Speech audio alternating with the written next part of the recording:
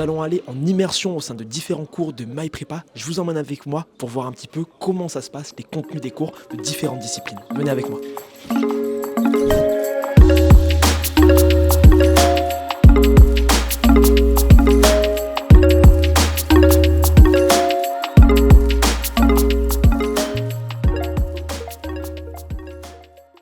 Raphaël, toi tu as fait tes 2 ans au sein de MyPrépa. Ambre, toi tu as rejoint MyPrépa en deuxième année après avoir fait une première année au sein de notre établissement public justement. Qu'est-ce qui vous a marqué avec du recul au sein de cette année et de ces 2 années au sein de MyPrépa? Je pense que ce qui m'a marqué, c'est qu'il faut avoir une énorme capacité à être organisé. Parce que tout s'enchaîne, surtout en deuxième année. Et si tu prends du retard, c'est extrêmement dur à rattraper. Ce qui m'a marqué, c'est la force de travail qu'il faut avoir. Et voilà. En vrai, je pense que c'est un tout autre mode de fonctionnement que le lycée. Et donc, je pense que c'est le passage du lycée à la prépa qui m'a le plus marqué. Et pour toi, Ambre, avec ton expérience complémentaire que tu as pu avoir aussi au sein d'autres établissements? En comparaison avec ma première année dans un lycée public, je trouve qu'il y a quand même beaucoup moins de pression ici que là où j'étais avant. Pour moi, ça a tout changé parce que j'étais sujette aux crises d'angoisse et vraiment au fort stress et ça m'empêchait de travailler. Et c'est quelque chose qui est très fréquent en prépa. Si vous avez du mal à gérer votre stress, ça peut être très compliqué. Et là, je ne l'ai pas du tout ressenti à mes prépas. Enfin, forcément, on est stressé parce que là, les concours approchent, donc je suis forcément stressée, mais beaucoup moins. Et c'est très différent. Je pense que ça joue beaucoup. Voilà. Et enfin, après votre expérience donc, de 2 ans de classe prépa ECG, qu'est-ce que vous retenez? Quels sont les conseils que vous donneriez donc, aux futurs lycéens et aux prépas pour leur donner de la force? Alors moi, je leur dirais que la prépa, c'est pas le bagne. On peut quand même s'octroyer des moments de pause et qu'il faut pas avoir peur d'aller en prépa parce que c'est vraiment une super expérience. Et je pense qu'en vrai, on la referait tous. Même s'il y a des moments genre, où tu es vraiment dans le mal, c'est une super bonne expérience. On apprend vachement sur nous, sur les autres. On lit des super amitiés aussi. Donc, je leur conseillerais de pas avoir peur. Il faut tenter. Ouais, je suis d'accord. Alors, j'aurais pas du tout dit ça l'année dernière. Cet été, je voulais carrément arrêter la prépa après ma prépa publique. Mais là, je l'ai vécu hyper différemment cette année. Et je suis d'accord aussi avec le fait qu'on lie des fortes amitiés parce qu'on est toujours tous ensemble. On vit la même chose vraiment tout le temps ensemble. Donc ça, c'est assez spécial. Et puis même, on a l'impression d'être plus intelligent à chaque fois qu'on ressort, je trouve, d'une semaine ou alors de quelques heures de travail intense. Et oui, c'est comme après avoir couru, on a souffert pendant un petit temps et après on est quand même content. Donc je dirais ça. Et aussi ne pas trop se prendre la tête. Et vraiment essayer de se dire que c'est pas la mort si tu travailles pas là aujourd'hui. C'est pas la mort si t'as pas HEC ou... Ouais, ne pas trop stresser parce que c'est vraiment le truc qui peut tuer un élève qui démarre mal, quoi. Parce que la prépa, c'est long, hein. C'est un marathon. Donc si on commence à... Ouais, il faut pas se tuer. Ouais. C'est ça, Faut pas se tuer directement. Et effectivement, c'est ce que vous aviez bien noté les filles, c'est que la prépa c'est un marathon, pas un sprint, il faut pas se cramer trop vite, mais au contraire, il faut quand même se mettre la pression au bon moment pour activer le coup de fouet et réussir à performer au concours. Et encore une fois, même si on sous-perf au concours, il y a la possibilité de QB et de manière globale, toutes les écoles accessibles après une classe prépa, et il faut le souligner, sont des excellentes écoles qui sont dans les meilleures écoles à l'échelle mondiale, dans le top 1% des business schools accrédités. Donc finalement, on aura accès à des très belles carrières. Merci à toutes les deux. On est avec des étudiants de première année au sein de MyPrépa. Comment ça s'est passé? Première question, la transition entre le lycée et la prépa. Alors moi personnellement j'ai bien aimé ma transition lycée prépa parce qu'on a commencé par un concours blanc dès le début de l'année, donc ce qui a mis on va dire les premières mauvaises notes d'un coup et en fait donc on va dire notre standard était déjà très bas pour le premier concours blanc donc en fait lorsqu'on est arrivé en prépa on a su directement dans quoi on était, en tout cas chez MyPrépa, et donc la transition pour moi a été plutôt facile puisqu'il n'y a pas eu de vrai choc à part sur les points de notes, mais dans la réalité il n'y a pas vraiment eu de choc entre les deux. Moi, du coup, c'était principalement le fait on a eu des stages avant. MyPrépa proposait des stages. Du coup, j'ai pu préparer déjà un peu le rythme entre là. Des stages que tu as au lycée pour te préparer à la prépa. C'est ça. C'est ça, et du coup il y avait une inscription, j'ai pris les stages et ils nous entraînaient déjà de base à prendre le rythme en prépa. Donc ça a été plus simple qu'une transition, je pense, plus brute, un peu comme Valentine. Mais ça a quand même été un peu dur et en même temps plus amusant puisque je connaissais déjà des personnes à la prépa, donc plus facile sur ce point-là. C'était quoi les notes que vous aviez au bac versus les premières notes justement du concours blanc en prépa? Louis, je commence par toi. Alors moi j'ai eu un bac à environ 13 de moyenne et les premières notes du concours blanc se tombent plutôt en dessous de 4 pour à peu près chaque matière. Voilà. Mais grosso modo j'ai quand même perdu on va dire 8-9 points à peu près partout. Voilà. Pour toi, Valentine? Au bac, j'ai eu à peu près 17 de moyenne. Et là, c'était plutôt autour de. Au premier concours blanc, c'était plutôt autour de 8, je crois. Ça Donc, reste correct. Ça va. Ok. ça va. Ça fait une petite claque, mais franchement, c'est agréable. Et pour... Après, il y a eu Ouais. quand même quelques notes autour de 5, 4, 75. Donc bon. Ah, on s'en souvient, elle marque. Et pour toi? Moi, c'était à 15,85 de moyenne au bac. Et c'est pareil, au concours de rentrée, mis à part les maths qui m'ont sauvé parce que c'est ma matière forte, j'ai perdu 3 à 4 points sur toutes les autres matières, voire plus en espagnol, avec 1,9 sur 20 au premier concours. Ah, ça fait plaisir. Ouais. Pourquoi avoir fait le choix de la classe préparatoire et plus spécifiquement le choix de MyPrépa? La prépa, je pense que c'était surtout pour me pousser au maximum et voir jusqu'où je pouvais aller. Et parce que en vrai, moi je fais maths appli et il y a quand même beaucoup de matières qui sont littéraires. Donc moi je suis pas trop maths, contrairement à Samuel. Donc ouais, c'était un parcours qui me correspondait plutôt bien. Mais ouais, voilà. Moi personnellement c'est que je voulais pas trop m'orienter vers des formations post-bac sur le commerce et donc ni trop la fac. C'était pas vraiment à taille humaine et donc en fait la prépa c'était un peu on va dire en tout cas MyPrépa c'était un peu l'entre-deux avec des cours super passionnants et surtout on en avait la prépa quand on vient pour les cours c'est vraiment passionnant donc c'est ça ce qui m'a plu voilà pour la prépa. Ok, pour toi, Samuel? Moi, c'était principalement parce que j'ai fait énormément de JPO sur les écoles post-bac. Et je savais déjà que j'avais une idée de vouloir faire une prépa, mais c'est en faisant les JPO que j'ai confirmé qu'en fait, je m'y plairais pas.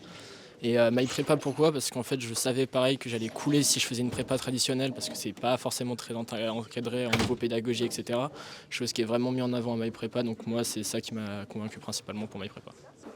Qu'est-ce qui, selon vous, fait la singularité de MyPrépa et du modèle prôné par MyPrépa?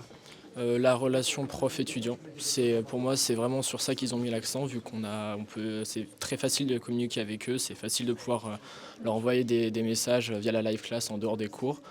C'est toujours très réactif et on est toujours en train d'apprendre mais de façon bienveillante, donc pour moi c'est ça vraiment la singularité de MyPrépa. Moi personnellement ça a été plutôt le coaching sur la méthodologie, travail, etc. Et au-delà de ça c'est de pouvoir appeler son directeur de prépa en pleine vacances, avoir un appel d'1 heure pour savoir sur chaque point comment m'améliorer, sur chaque de mes points faibles et c'est ça qui fait vraiment la singularité de MyPrépa aujourd'hui. Et pour toi, Valentine? Moi je pense que c'est la bienveillance surtout. Parce que les profs, ils sont vraiment. Ils sont très motivants et encourageants. Et je pense que c'est pas très commun ça en prépa. Donc ouais, la bienveillance et ouais, l'accompagnement comme tu as dit. Quelle école ambitionnez-vous de rejoindre après MyPrépa? Moi je vise le plus haut parce que comme ça je me pousse au maximum, mais après on verra bien. Hein. Donc HEC. Je sais. Ok, faut dire les termes. Moi j'aimerais bien intégrer Schema. Voilà, ça serait un peu une école que j'aimerais, pour laquelle en tout cas je cuberais pas. Mais voilà. D'ailleurs, on est juste à côté de la salle Schema, parce que c'est vrai que les salles au sein de MyPrépa sont brandées au nom des écoles. Et pour toi, Samuel, quelle école te ferait rêver? HEC sans hésiter, c'est l'objectif à atteindre. Moi, on m'a dit faut viser HEC, alors je vise HEC, en visant quand même le top 3, donc les Parisiennes en général.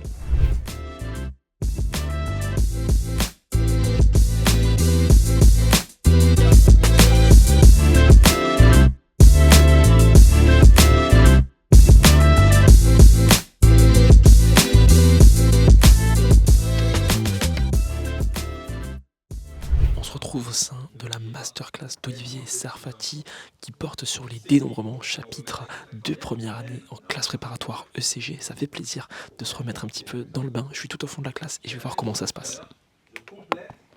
Eh bien, bonjour à tous. Si j'ai choisi de vous réunir aujourd'hui, c'est pour qu'on fasse un chapitre que vous allez adorer. Alors, je sais, tu viens de me le dire Samuel, c'est un chapitre que historiquement les étudiants détestent.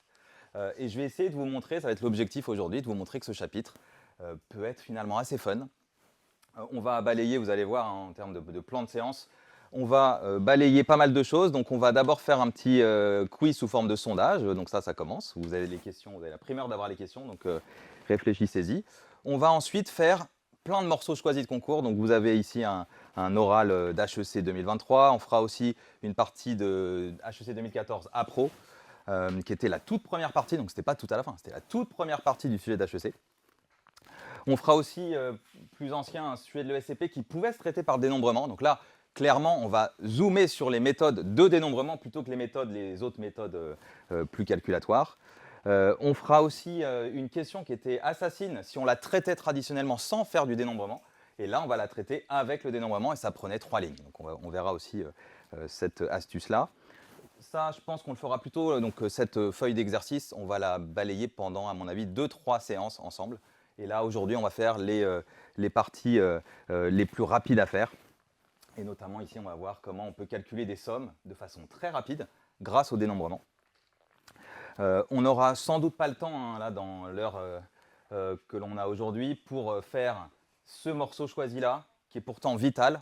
Ne vous inquiétez pas, on le fera lors des prochaines séances. Pourquoi vital? Parce que tomber dans l'ordre, en 2006 à l'oral de l'ESCP, ensuite en 2008, donc ça c'était en oral de l'ESCP, c'est donc en maths pro, ex-ECS. En 2008, c'était donc en maths appli, un exercice 3, partie 2 ou 3.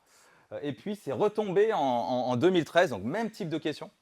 Ce qui veut donc dire que dans les années 2020, ça va tomber. Je ne sais pas quand encore, c'est pas encore tombé, donc ça peut tomber l'année prochaine, etc. Donc on passera pas mal de temps dessus. Combien y a-t-il de parties à P éléments pris dans un ensemble à N éléments avec P plus petit que N? N puissance P, P parmi N, N parmi P, factoriel N sur factoriel P, factoriel N moins P. Ah, ouais, Kenza. On est bon? Non, 29, il y en a d'autres 34. Allez, c'est bon. Hop. Alors, ça c'est du cours. Quand j'ai une urne, toujours revenir à ces histoires d'urnes. Quand j'ai une urne avec n éléments et que je choisis d'en prendre P, et bien en fait c'est comme si on prenait simultanément P boule. Et quand vous prononcez le mot simultanément, c'est en fait une combinaison, donc un coefficient binomial. C'était donc bien ici, je prends P boule, en fait rien qu'en le disant on l'a. Je prends P boule parmi n. Bon bah donc c'est P parmi n en fait. Donc là le P parmi n était bon. Donc là la majorité a gagné. Mais il y en a qui l'avaient là, 14%. En fait, quand on connaît son cours, ça fait quoi P parmi n? Eh bien, ça fait factoriel n sur factoriel p, factoriel n moins p. Donc, on avait aussi cette version-là, qui était juste. OK? Non, là, c'est pas mal. Là, c'est pas mal parce que, comme tu sais, chez MyPrépa, on apprend par l'erreur. Là, il y a une petite erreur sympa, utile.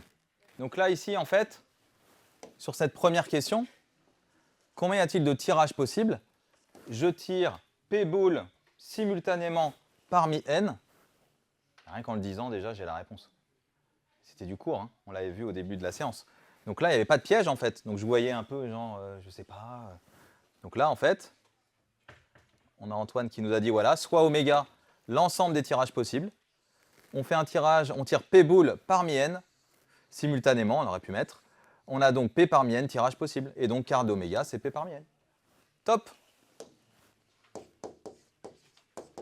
Ok, voilà ce que je voulais donc qu'on voit aujourd'hui. Je vous invite à bien reprendre la fiche méthode. On se la balaye juste très rapidement. Où on a vu quoi aujourd'hui? On a vu les 5 points du cours à connaître par cœur. Vous vous souvenez? N puissance P, P liste avec répétition dans l'ensemble à n éléments.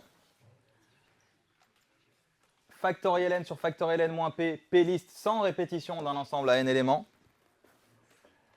Factoriel n permutation dans l'ensemble à n éléments. P parmi n, combinaison de P boule parmi n boule, ce qu'on vient de voir.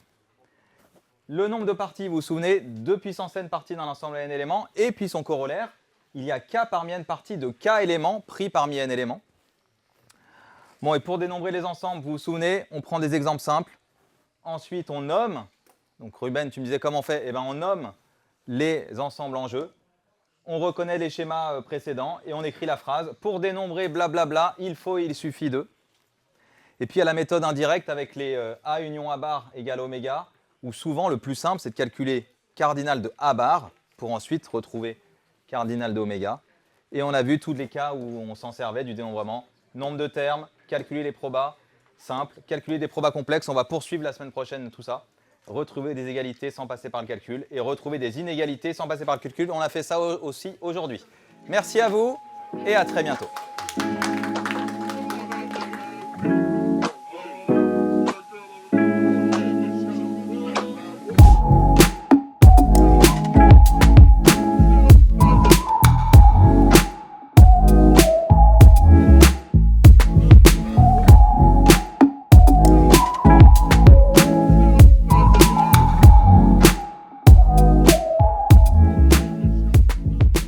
Le cours est fini. Maximilien, Antoine, vous êtes tous les deux étudiants en maths approfondie, en prépa ECG au sein de MyPrépa. Comment ça s'est passé cette heure de maths avec la technologie innovante de la Live Class? La masterclass, c'est quand même un cours assez original. On ne retrouve pas ce type de cours dans toutes les prépas.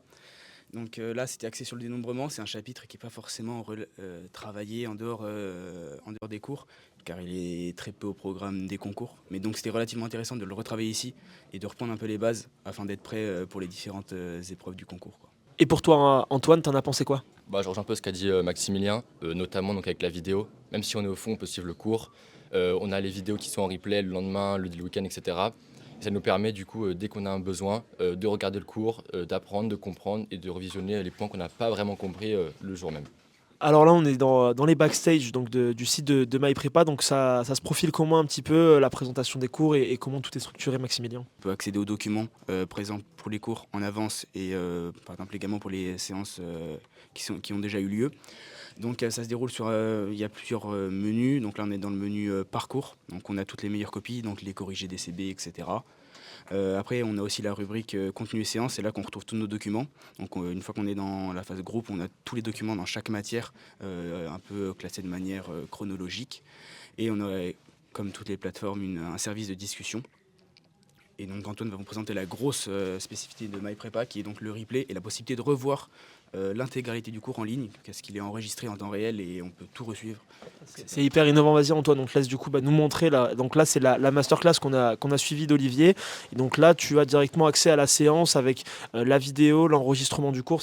Comment ça se présente? La vidéo du cours de tout à l'heure, on a donc le cours qui est divisé en plusieurs points. On peut donc regarder le tableau principal, aussi bien les sondages, ce que le prof a écrit pendant le cours. On peut aussi ajouter des petits marque-pages, comme ça quand on reprend le soir, on sait directement là on veut regarder les points précis qu'on n'a pas trop compris. Et la caméra, c'est toujours plus agréable. Et les documents évidemment qui sont associés, on gagne du temps, quoi. Donc ce format très innovant de la Live Class nous permet finalement d'avoir des sondages collaboratifs, de pouvoir consulter les cours après, même plus tard dans l'année. C'est un outil collaboratif qui est hyper intéressant pour les étudiants et merci à tous les deux pour votre témoignage. Une des spécificités de MyPrépa, c'est que les classes sont nommées directement avec des noms de grandes écoles. Donc juste à côté de moi, on voit l'EDEC, mais on peut voir dans l'ensemble de la prépa des noms de top écoles, HEC, ESSEC, EM Lyon, ESCP, Schema, bref, des écoles qui renvoient à des images d'excellence pour refléter l'ambition de la classe prépa. Et il y a également plein de citations inspirantes. Et on peut voir sur les murs des témoignages d'anciens élèves de MyPrépa actuellement en grande école, de quoi maximiser son ambition et être motivé pour intégrer les grandes écoles à l'issue de MyPrépa. Nous sommes donc en compagnie d'Olivier Sarfati, fondateur et directeur de MyPrépa. Olivier, quelques petites questions pour toi. La première qui me vient à l'esprit, qu'est-ce que tu as fait, quel parcours as-tu eu avant de fonder MyPrépa? Alors avant de fonder MyPrépa, moi je viens pas du tout du monde de la prépa à la base. Donc moi j'étais un adolescent qui a grandi en banlieue parisienne, lycéen très moyen avec le bac sans mention, dernier en maths juste avant le bac avec un 3 sur 20, j'ai minoré tout le lycée. Je rentre en prépa, je suis dernier ou dans les derniers de ma prépa la première année À l'époque, on passait les concours en 1 an, et donc moi, la première année, ça s'est mal passé. En deuxième année, je finis par avoir HEC, grâce notamment à la rencontre de 2 professeurs qui m'ont permis de décoller en maths et en géopolitique. Et depuis, ça a été cet amour pour la pédagogie qui est né. Et en sortant d'HEC, donc j'ai fait un peu de finance, mais très rapidement j'ai arrêté. Et j'avais 2 passions, le chant et la pédagogie. Et j'avais donc une vie assez étrange où j'étais intermittent du spectacle et où je donnais aussi des cours, jusqu'au jour où j'ai voulu professionnaliser, aller encore plus loin dans la pédagogie. Et on a créé donc MyPrépa en 2012 et c'était le début de l'aventure. Magnifique. Et qu'est-ce qui t'a justement inspiré à vouloir créer MyPrépa? Alors, comme je le disais, moi, ce qui m'a inspiré, c'est le fait déjà que je suis un passionné de pédagogie et de la prépa, mais j'étais aussi frustré. Donc, j'étais à la fois passionné et frustré de la façon dont la pédagogie était délivrée dans les prépas traditionnels, et je le voyais à travers tous les étudiants que j'accompagnais. Donc, je donnais des cours particuliers au début, puis des cours groupés, et je voyais qu'il y avait des choses qui me frustraient dans la façon dont la pédagogie était délivrée. Et on était aussi à une époque, en 2012, où il commençait à y avoir des bandes passantes qui étaient matures, et donc on pouvait mettre de la technologie dans les salles de classe. Et donc on a choisi, donc après 2012, ça s'est fait d'abord avec la prépa en ligne en 2016, où premier étudiant de notre prépa en ligne, il a eu HEC, admissible HEC, admis à l'ESSEC.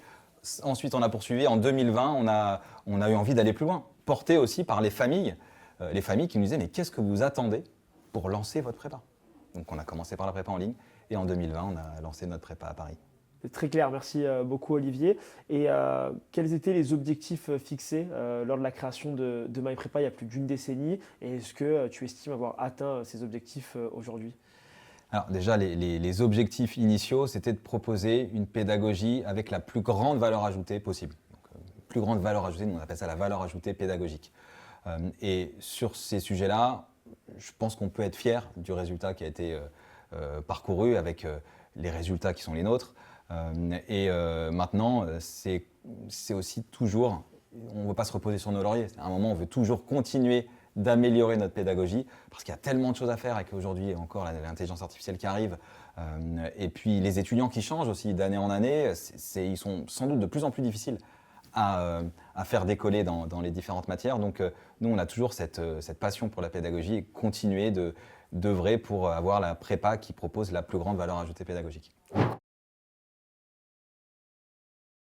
Ouais, Dorian, je voulais te montrer la partie assistant virtuel de la plateforme qui va sortir très prochainement. Donc tu vois, il y aura donc un assistant virtuel dans différentes matières, maths, anglais, etc. Et en anglais, l'étudiant pourra soit faire de la conversation orale, soit dire « je veux simuler une colle ». Et donc là, je dis voilà, je veux faire une colle sur The Gun Issue, par exemple. Et là, le système lui enverra un article type oraux du top 3. Et l'étudiant ensuite cliquera ici pour s'enregistrer. Il s'enregistrera et à la fin de l'enregistrement, l'intelligence, donc l'assistant virtuel, fera l'analyse selon certains critères. Est-ce que le résumé analytique était bon? Est-ce que le commentaire était bon, etc. Et ensuite, il y a correction donc, de cette partie. Et à la fin, il y a même un quiz qu'on va générer sur toutes les fautes qui ont été commises par l'étudiant. Quiz automatiquement généré par l'intelligence artificielle permettant de parfaire son niveau de grammaire en langue. Hyper intéressant. Et donc le prompt a été travaillé directement avec, ici en l'occurrence, les équipes d'anglais pour vraiment présélectionner les types de sujets qui peuvent tomber. Exactement, une base de données en fait, d'articles. Une base de données d'articles d'abord. Et puis effectivement, comme tu l'as dit, les exigences, résumé de 10 minutes, commentaires. Tu vois, vraiment, on va prompter avec précision ce qu'on attend au véritable concours. Et puis on l'entraîne. Donc là, on est en train de l'entraîner pour que ce soit complètement prêt pour nos élèves.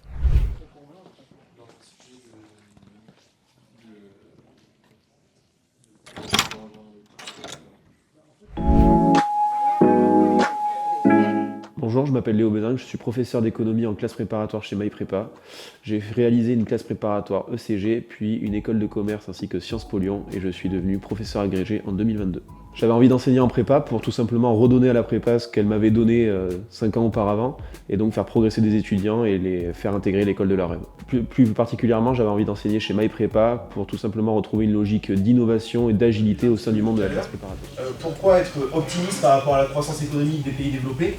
C'est que déjà, on a vu tout à l'heure qu'il y avait une première vague de penseurs de la stagnation séculaire.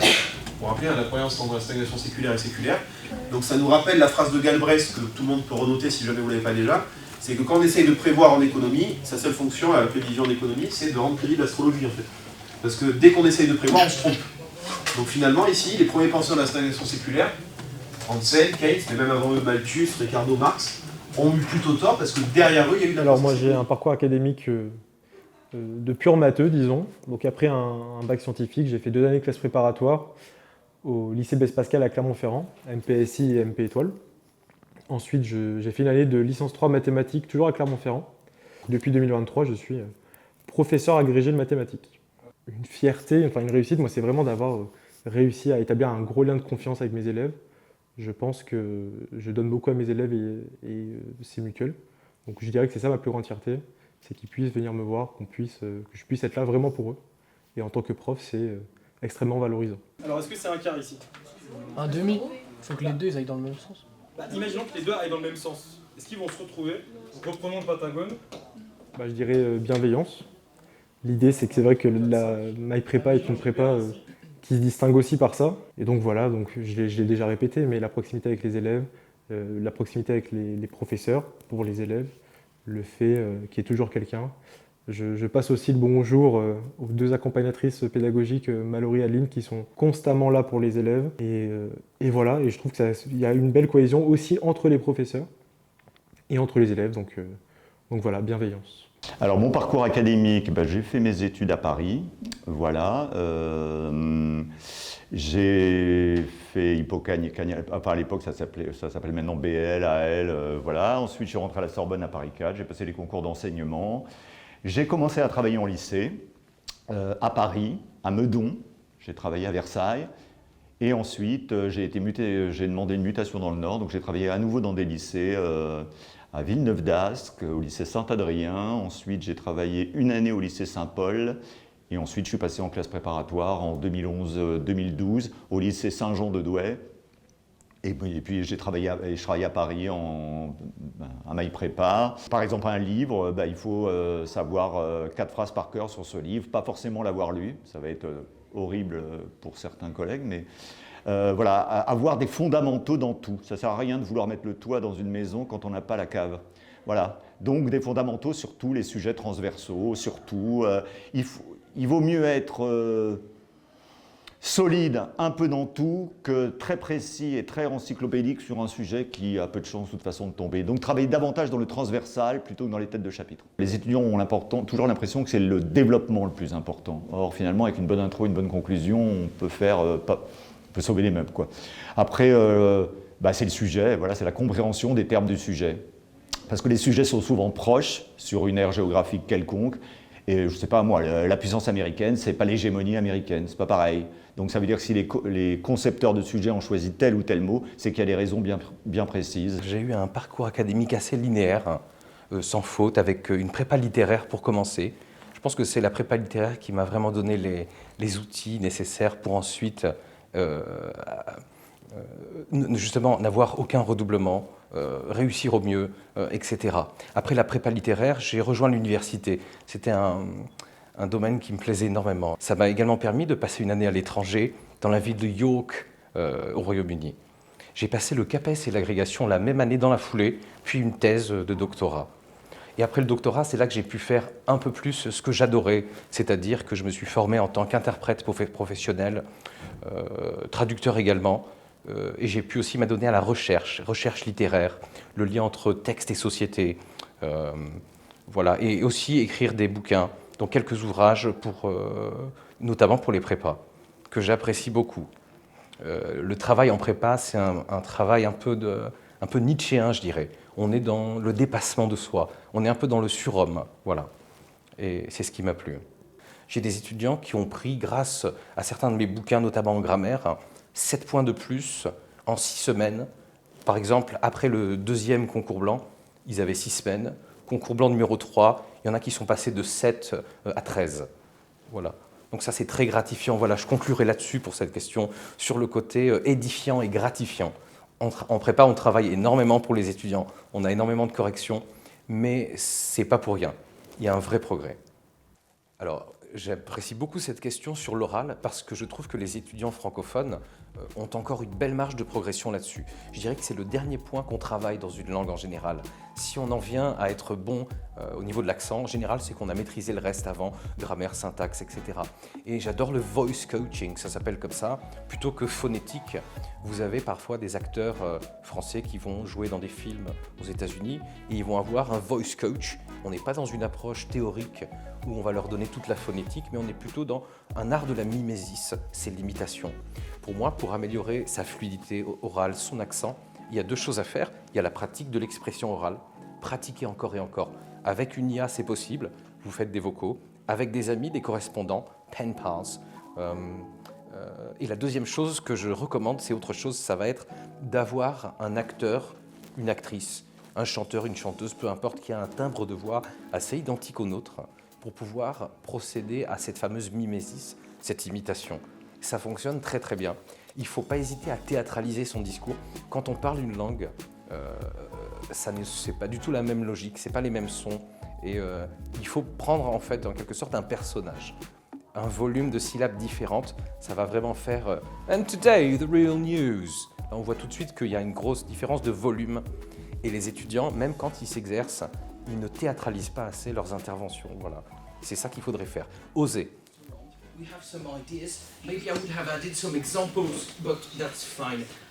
Alors j'ai fait des études d'économie, avec un master en économie à l'université Paris 1 Panthéon-Sorbonne, une spécialité en économie monétaire, qui est un peu ma passion, également en Sciences Po Paris, qui est ma deuxième formation et l'une de celles qui m'a le plus marqué, plutôt en économie et droit public, et également une formation plutôt en mathématiques, puisque j'ai suivi un Master 2 à l'École normale supérieure en mathématiques appliquées, notamment aux sciences sociales.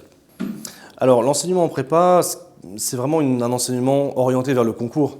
Donc il y a un objectif, une pression qui n'est pas présente que sur les étudiants. Et donc à titre personnel, je suis vraiment spécifiquement motivé en CPGE parce que j'aime répondre à cette pression et à ce défi qui concerne les étudiants. Donc ce n'est pas uniquement un enseignement, la CPGE, c'est un enseignement vers le concours. Donc c'est ce qui, moi, me pousse à enseigner chaque jour en prépa.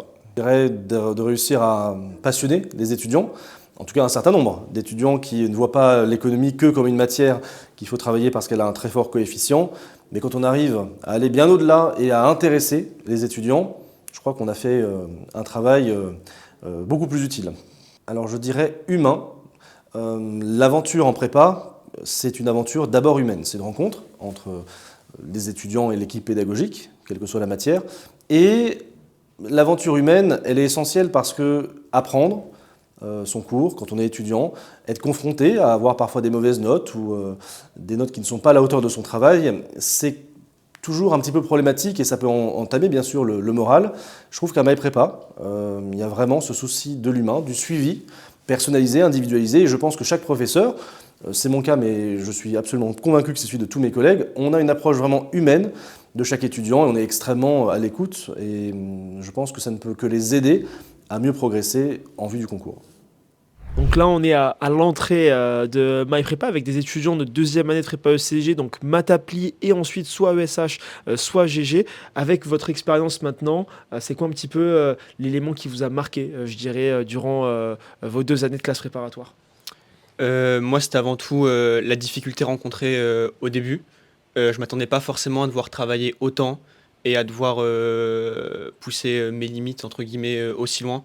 Surtout pendant l'été, je trouve, entre la première et la deuxième année. Et après, c'était forcément les notes quand je suis arrivé en prépa. C'est surtout ça qui m'a marqué.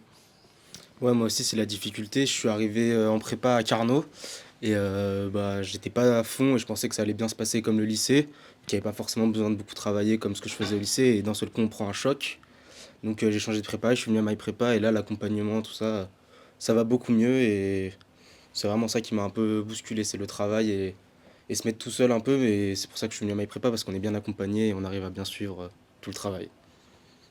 Pour rebondir un peu sur ce qu'a dit Kevin, moi ce qui me marque beaucoup c'est aussi la culture et l'ambiance qu'il y a à MyPrépa parce que en fait on a une vraie culture de coopération je trouve parce que MyPrépa permet par exemple le partage des meilleures copies, MyPrépa permet à ce que des élèves puissent travailler ensemble avec des séances immédiates via la live class, etc. Donc en fait tout est fait, tout est vraiment institutionnalisé presque pour que les élèves puissent coopérer, puissent travailler ensemble. Et donc moi, en plus de la qualité de l'accompagnement, ça a été vraiment la qualité de l'osmose que j'ai pu trouver chez MyPrépa et donc tout simplement le plaisir en fait de venir travailler en prépa même si c'est difficile. Magnifique, ça fait plaisir. Bah, moi, je vais rebondir un peu sur ce qu'a dit Paul. En première année, moi, j'ai des facilités parce que je venais d'un bon lycée. Globalement, la première année, je l'ai un peu assise sur mes acquis, on va dire. Et c'est surtout, je trouve, ce qui m'a marqué le passage première, deuxième année, surtout l'été. Le petit coup de la rentrée, le premier CB qui a fait un peu mal. Et je pense que c'est un peu ça, la prépa, un peu pour tout le monde. C'est le petit truc choquant de se dire, bon, faut se mettre au travail et de faire les efforts. Et aussi de ne pas avoir peur de se remettre en question sur la méthode, etc., globalement. Moi, ce qui m'a marqué, surtout positivement, je pense en prépa, c'est la proximité qu'on peut avoir avec certains profs. Parce qu'au lycée, on peut prendre les profs comme on vient au cours, on les écoute et on repart. Et là, vraiment, en prépa, c'est après les cours, on peut discuter, essayer d'approfondir ce qu'on a fait en classe et vraiment voir les professeurs comme pas juste des profs, mais vraiment des collègues qui vont venir vraiment nous aider. Il faut profiter un max de leur expérience. Ils ont tous une vraie expertise sur ce qu'ils font. Et donc, moi, ce qui m'a vraiment marqué positivement, c'est avoir des vraies relations, je dirais pas amicales, mais au-delà de la salle de classe, de bosser, de leur poser des questions, approfondir ce qu'on fait en cours. Et donc, au final, avoir des vrais bons souvenirs avec nos profs. Et après, comme ça, une fois qu'on a intégré, justement, revenir les voir, revenir discuter avec eux. C'est des personnes hyper intéressantes. Et on découvre tous les jours, en plus des élèves, des professeurs qui sont hyper intéressants et passionnants et qui nous apprennent énormément de choses en dehors des cours aussi. Et donc, après MyPrépa, quel est l'objectif? Quelle groupe d'école vous souhaitez intégrer? Je commence par toi, Adrien. Moi, au concours, là, je me suis inscrit top 5 et école spéciale militaire de Saint-Cyr, parce qu'à la base, c'est pour ça que je fais une prépa. Maintenant, si je peux avoir un top 3 et Saint-Cyr à côté, ce serait parfait. C'est vraiment là l'objectif que je vise actuellement. Okay. Moi, globalement, je me suis inscrit au top 7, en plus des CRICOM, enfin, du coup, top 7 de la BCE. Après, comme on se dit à MyPrépa, sky is the limit. Donc, globalement, on essaie de pas trop se fixer d'objectifs limites et de viser le haut du panier, quoi. Donc, forcément, HEC, on va dire. Lise ? Continuation logique, on vise HEC Paris, forcément. Mais alors d'une part pour HEC en elle-même, parce que c'est la meilleure école et forcément on est là aussi pour se dépasser. Donc forcément il faut qu'on travaille avec l'espoir d'atteindre le meilleur, donc forcément HEC. Mais aussi parce que je pense qu'on a un peu tous la même logique de travail, c'est-à-dire qu'on vise 20 dans chaque matière en fait, même si, tout simplement parce que ça n'a pas de sens de viser en dessous si on veut vraiment se dépasser. Donc à partir de là, quand on vise le maximum partout, même juste académiquement, forcément en fait, même c'est une conséquence logique HEC Paris. Donc oui, HEC Paris. Magnifique. Complètement d'accord avec mes deux camarades, hein. Faut viser le plus haut possible et les meilleures notes possibles. Donc on travaille pour ça au quotidien. Donc forcément HEC ou un top 3. Ok, pourquoi ? Je suis aussi d'accord avec ce qu'il disait. Moi, ça va vraiment être sur un top 3. Après, en dessous, j'hésiterai, mais je vise vraiment avant tout HEC, puis après ESSEC, ESCP. Vous arrivez bientôt à la fin de votre prépa. Quel enseignement vous avez tiré? Quel conseil vous donneriez à d'autres étudiants qui envisageraient de faire une classe prépa ou qui sont aujourd'hui en prépa? Ce sera avant tout moi sur l'organisation, parce que forcément quand on arrive en prépa, on a beaucoup de matières à travailler, beaucoup de cours, un retard dans certaines matières à combler, et donc c'est vraiment s'organiser bien dès le début, avoir un rythme assez cadré, avec des bonnes nuits de sommeil, mais vraiment ce rythme et cette organisation. Je pense à mon été, où vraiment pendant une semaine, un mois et demi, j'avais eu un rythme 9h, 21h tous les jours, bonne nuit de sommeil, un temps bien réparti en fonction de chaque matière, et avec cette organisation en fait, en regardant où est-ce qu'on a des difficultés, où est-ce qu'on peut s'améliorer, c'est comme ça que j'ai vraiment progressé. Donc ça serait ça le conseil que je donnerais avant tout. Moi, mon conseil, ça serait surtout de bien s'entourer, parce qu'en vrai, le plus important, c'est d'être bien mentalement et physiquement. Donc déjà, s'entourer de personnes proches avec qui tu peux travailler tout le temps, c'est le plus important, je pense. Et ouais, je pense que c'est le plus important, l'entourage et la santé mentale. Donc profiter aussi le week-end de faire un petit truc en extérieur, de profiter, faire du sport, tout en travaillant, c'est le plus important. Mais pas que travailler. Donc, je ne vais pas répéter ce qui a déjà été dit sur l'organisation et le fait aussi d'avoir une bonne hygiène de vie, c'est-à-dire réussir à sortir des fois un peu de la prépa. Je vais surtout m'attarder sur le fait qu'il faut absolument trouver du plaisir quand on travaille en prépa. C'est-à-dire ne pas considérer que finalement, comme un petit peu ce qui pouvait être fait au lycée, que bon, y a le lycée d'un côté et puis il y a la grande vie à côté, et de l'autre côté, pas du tout. C'est comprendre finalement que la prépa, c'est aussi un parcours pour nous ouvrir au monde. Et c'est pas pour rien qu'on a tant de matières, justement. On veut nous développer sur les langues, sur la géopolitique, l'économie, sur de la philosophie aussi, pour comprendre l'autre.